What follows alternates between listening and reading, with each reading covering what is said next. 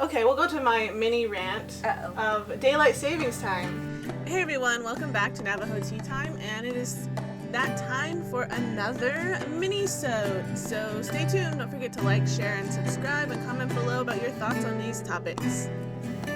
I hate daylight savings time with a passion. It makes no sense to change our clock back. I was talking to my mom about it, and she's like, oh, because we get home earlier. I'm like, why don't you just go to work earlier? You're just doing that. You're just making the whole country change their clock, though. You could just, instead of going to work at 8, I'll go to work at 7. She's like, but it doesn't work that way. I'm like, why not? You could just go to work at 7. You don't have to change. You're still going to work at 7. Well, I don't have an issue with it just because I like that it's kind of set to go along with the what is it called? The changing of the seasons. What? She apparently disagrees. We don't have to agree on anything we ever. Don't. It doesn't go along with anything, okay? If you want to get home when the sun is still out, leave work earlier. Okay? You don't have to pretend it's now 4 o'clock instead of 5 o'clock. Well, you're just pretending, okay? Okay. It makes no sense. As somebody with a day job that works from 8 to 5, it does make a difference when the seasons do change and you're leaving work and the sun is still up. Because before the time change, you're leaving and it's freaking dark already. You know what I mean? Then and just leave earlier. I can't.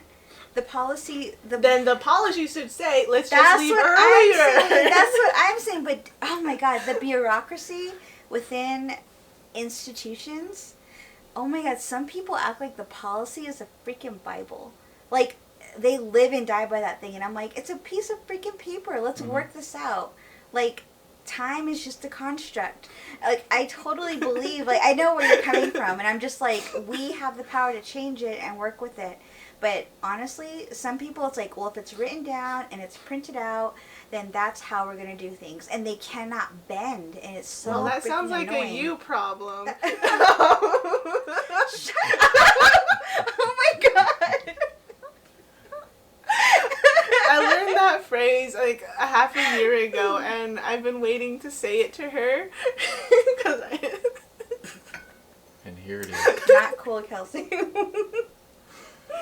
I say that to my mom too. Now that she's back in college, she's crying and complaining about all this other stuff. I'm like, well, that sounds like a you problem, Mom. I gotta go figure out how this furnace works. Bye. I got me problems. Dang. God. Well, she's just complaining about how she overslept and now she can't finish her homework because she stayed up all night. I'm like, that sounds like a you problem, Mom. It's not like anything serious. She just not acting like an adult. I'm offended for her. I'm just kidding. She's like, I don't care. It happens, I guess. Yeah, when I see people trying to defend daylight savings time, they're like, but we get more time. I'm like, no, you don't. Yeah. No, you don't. You know what? We'll just put the sundial back, and when it's here, go home. I think I don't care, really. Either way, I'm just like, whatever. But I'm cool like that. What are your thoughts on daylight savings time? I'm certainly agnostic on it. I don't care one way or the other. Time Yeah. is a social construct anyway. Exactly. So it's really what you do with that time. I'm not going to let, I have other things to be upset about. besides daily I know. I'm savings. going to let some people just get on my just nerves. Must be nice. Living in Cameron, on this, middle part of, Arizona, Flagstaff doesn't have daylight savings time. And then Tuba has daylight savings times, and the rest of the reservation, it's like, just pick a time. Why do we have to keep changing?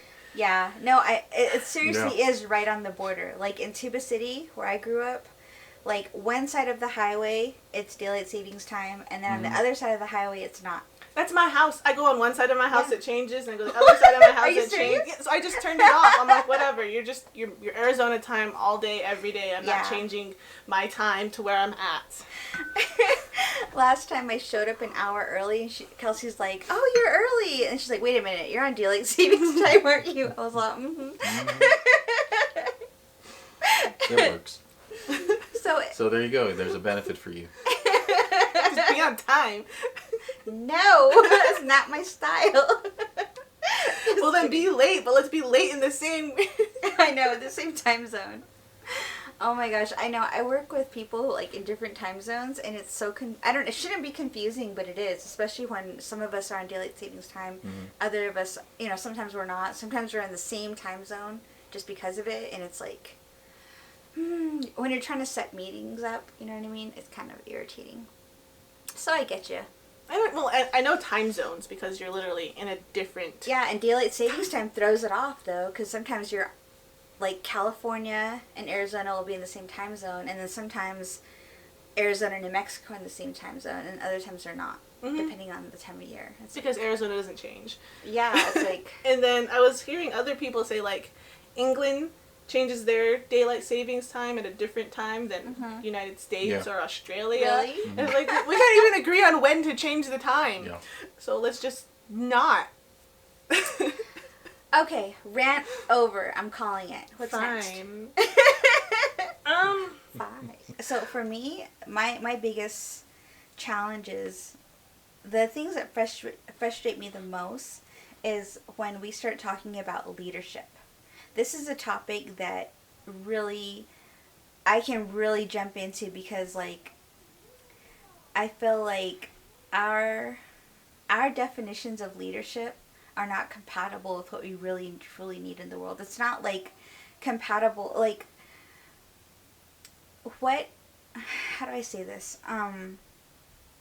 When somebody isn't behaving in a way that... When someone says they're a leader, but they're not acting like one. They're not taking responsibility, accountability. They're not teaching. You know what I mean? They're not leading. Yeah, but they want the title, and that pisses me off, and it gets me all fired up and upset, and yeah, and I think like they give themselves license to walk all over other people. Or to make unilateral decisions that they think's great, but it's not representative of everyone else. It's not great for everyone else. You know what I mean? And so I think a lot of policymakers and leaders, they figured out the formula to get to kind of like get the badge, stamped on them, but they're not really behaving in that way. They're not really living their life the way a leader or a Natani should be living. And so I think my definition of leader is more aligned with the definition of Natani as opposed to, and that's different. And so, yeah, I get really like, that's the one thing that really gets me going. Really grinds your gears. I know. Like gears. It gets the tea boiling. Today, we spent some time with a Nath Ani, and in the true definition of that term, an elected official who was running around serving coffee, and he brought in lunch, and he made sure we were fed, and that's that a Nath Ani picks up where something needs to get accomplished. Like we had a mission, and he made sure that we had the space, the energy, the resources necessary to get it done. That was dope. He wasn't there with all these expectations, like, I want you guys to prop me up, make me feel important. You know what I mean? He didn't do that. Yeah, he served you and he served me. Yeah. And we're just we're just here to drive and make coffee. I'm like, wow, thank you. Yeah, it was great, it was inspiring to me. Yeah, it was inspiring for me too, because he was like acknowledging the contributions of everybody who was there. He wasn't there to receive that. You know what I mean? He was just there to help. he wasn't there to get praise. He was there to help, like, truly. And I believe that's what leadership is about, you know. You're supposed to be there to do what you can as a leader to make sure that some of these big initiatives are fruitful. There was nobody at that meeting that was qualified to vote for him. You can look at it that way. And yet he was there. Mm-hmm. That's a true not the Ani. Yeah. That's really cool. It's really nice to see when things work. You know? Yeah. Like, I don't know. I think my chapter has a really bad reputation for things. And it feels like it's always like family headbutting against another family, or people fighting against another people, or our community going against the Parks and Rec department. But to be fair, what chapter has a good reputation? I mean, ours is really bad. I'm just asking that question though. What chapter has a good reputation? I don't know if one exists. That's my point. That's all. Yeah. I'm just saying, like, mine has a really bad reputation. Like, my brother's wife and his family, when they play Monopoly, like, oh no, Charles can't play Monopoly. He's Cameron chapter. Dang. He can't be the banker, you know? He can't be trusted. Oh he can't be trusted with the money. Are you going to bleep out the Cameron? No. They know what they did. That's why they're in the corner. No, because like, it's interesting because like our new chapter president, he actually like he messaged me on Facebook like, hey, here's my phone number, call me, I need to ask you something. And like I didn't actually think I was a big person in my community. I just have a Facebook group forum that You're just loud. I can be loud. I have an ominous presence. So.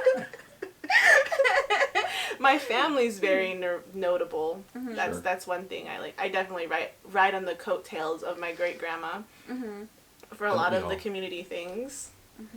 I'm not ashamed to admit it. I feel like a lot of the things I've been able to accomplish with my business in this community is because of who my family is.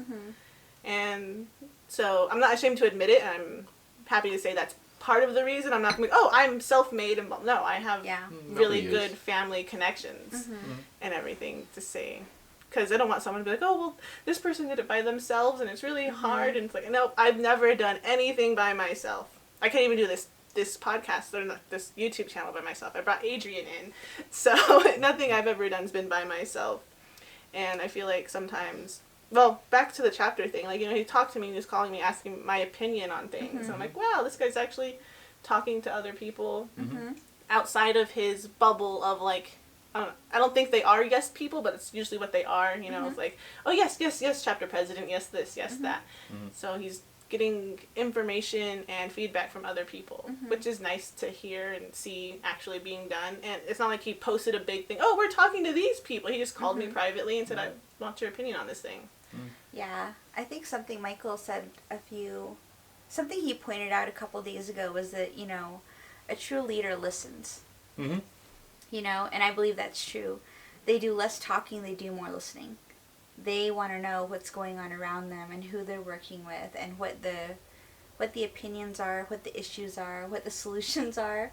Because, you know, if someone shows up thinking they have all the solutions to all the problems and they're going to fix everything on their own, they're really just operating on pride and ego.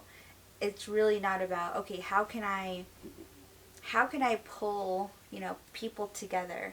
Because people, especially people in a community, for the most part, want the best for that community. And you know they've been talking and thinking about how they can address some of the challenges, right? And so that's what a smart leader would do, right? They would listen and find out more. So I commend the new chapter president for doing that. That's really smart. And reaching out to you is good because you're a smart, intelligent person, you know? I know. Definitely not humble. Well, that's not. We'll talk about that. That's another episode. I always make fun of my brother, my older brother, because he just went to the military and everything. So he'll be like, "Well, Kelsey, you're really smart." I was like, "That's because I went to college, Charles." But bias on full display. But you know, he was never a college person. He tried it and he couldn't. But like his mind was always, I'm gonna go to the military and do something in that way. And he's really smart. I know he is. He's like very mathematically smart. Mm-hmm. Like he gets physics. He gets those really complex math things. Yeah. Mm-hmm. And so I know he's smart, but he's also a jarhead. Which is kind of an oxymoron, but you know. No comment. I'm not starting that conversation. Yeah, but that's interesting. This is the fights we have, like the fighting within family. You know, like when you bring up little things, they're funny. They're not always meant to be like really derogatory or hurtful. Yeah. You know. Yeah. And that's why I bring it up. Is like sometimes these comments they're made out of fun and to be humorous. That's how my family is. We make fun of you because we love you. I know, right? And sometimes it's hard to communicate over the internet with other strangers. Mm-hmm. Mm. Yeah, I get that too. Yeah. Go ahead. Sorry. No, I don't know. I didn't know if you were going to make a point or not. Go ahead. Boop. Here's a point. Anyways. Well, if I mess up your train of thought, well. So the next topic, we kind of brought it up at the end of the last episode, which was like healthy eating, because Thanksgiving, portion control, food.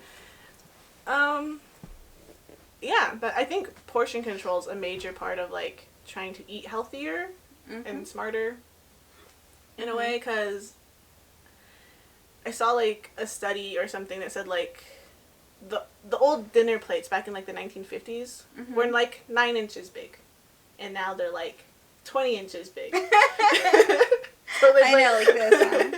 Eat on 20s. And the prices haven't changed that much, so. So you want to go back to this size? I mean, that's all you need. It's true. Yeah, we don't need. I mean, our stomachs are only so big. It's the size of your fist. Yeah, so like every time Thanksgiving dinner is like. That's what I say every time. Like someone tries to give Frankie food or try to make her eat more because they gave her a big plate. I'm like, this is the size of her stomach, and I hold up her fist. I'm like, this is the size of her stomach. I'm like, because I see that a lot of like dinners. People are like, hey, finish all that food, and then it's like, I'm like. So my kids are obese. But it's also an economical thing, I guess, social status of like you eat as much as you can because you don't know when you're going to eat again, or like this food was expensive, eat it so it doesn't go to waste. But then also you need to know when to not overeat. Yeah.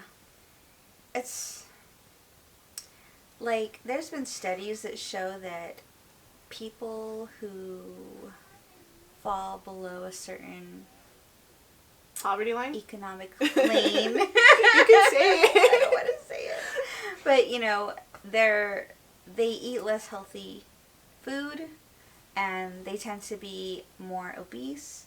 And you wonder why. Like, what are the contributing factors to that? You know what I mean? Is it because they're choosing bad food? Are they overeating for, you know, reasons like that? Like you don't know when your next meal is coming, so you just kind of gorge? Or do they have less healthy options? Or is it emotional eating? You know, are they compensating for something else? Is it cheaper? Are there other things like alcohol involved, you know, which is really high? It's a high caloric intake that you're basically drinking all your carbs.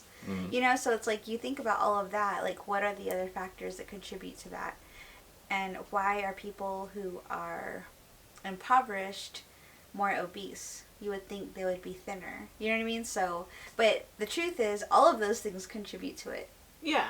And so it's hard to just like, oh, this is the reason we're gonna fix that reason. It's like a complex thing. No, you gotta fix everything.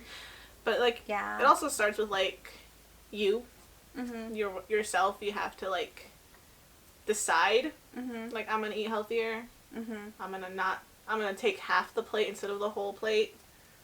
Yeah, I used to work with these two boys at McDonald's, and they were brothers, and they came from a very, very poor household. They didn't have any food to eat, so that's why they were working. They got jobs at McDonald's because they knew that they could eat, because we were given a comped meal. And so they worked there for a long time, and all they ate was McDonald's, and they're huge after 2 years. Like, they were both, like, really big.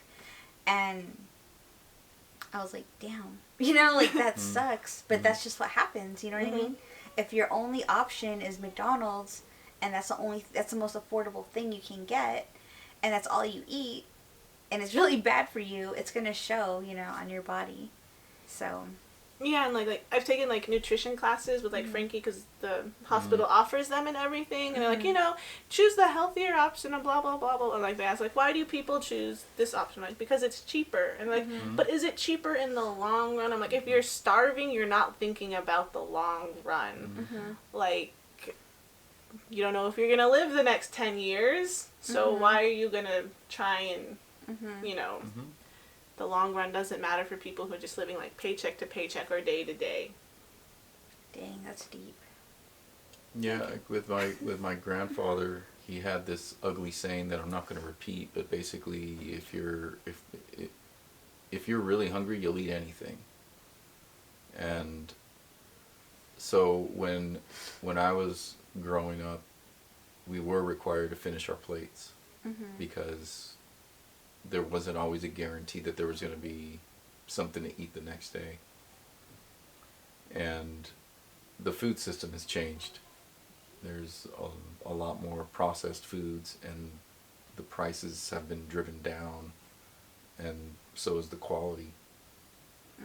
And it's just us being cognizant of it as parents, that we're not forcing our kids to finish their plates. We are making sure that they don't put too much on their plate. We're trying, and I think we're succeeding in making sure that there is quality food on the table. Yeah. But it's also, but there's always that gut reaction, you know, when I see perfectly good food thrown in the trash. It's like, yeah. Can't we put that in a Tupperware and save it? I'll eat it tomorrow, you know, because, yeah. Seriously, he'll like eat, like, you know how sometimes you drop something on the floor and you're like, oh, that's dirty, throw it away?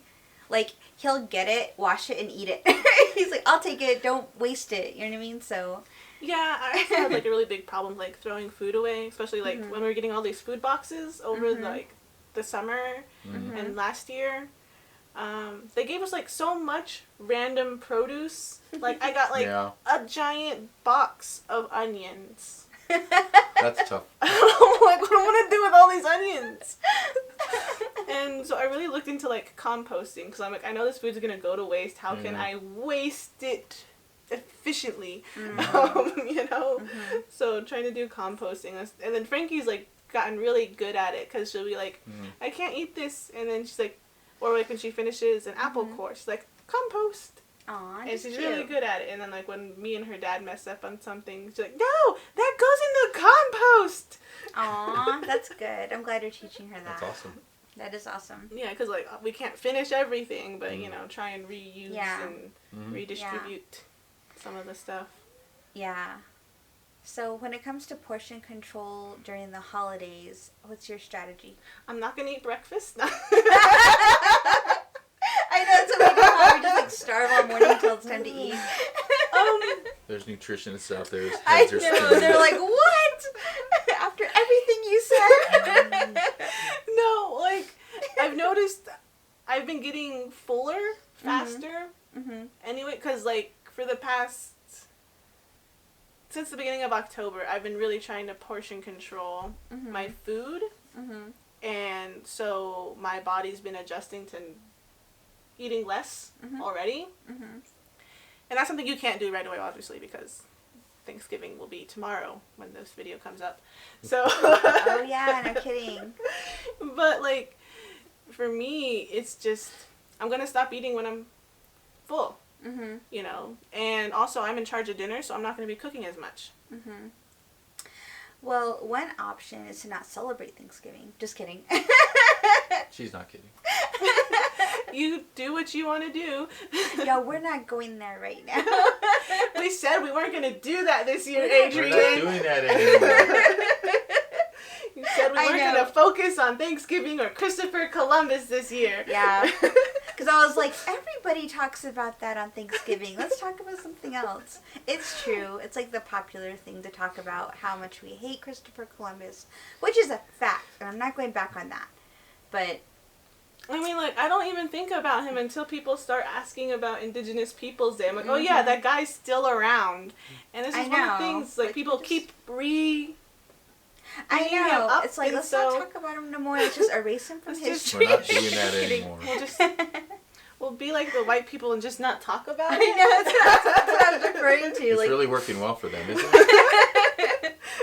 Their whole culture is just thriving. So we're having sheep for Thanksgiving this year. My dad got a whole sheep, and we're going to go spend it with my family because we haven't seen them in a long time. So it's like our time to come together because we don't really get that opportunity throughout the year. We're all living our own lives elsewhere, so this is our time to come together as a family, eat a whole sheep.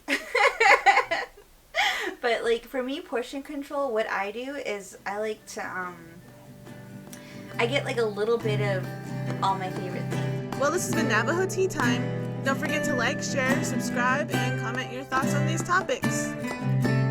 We're going it.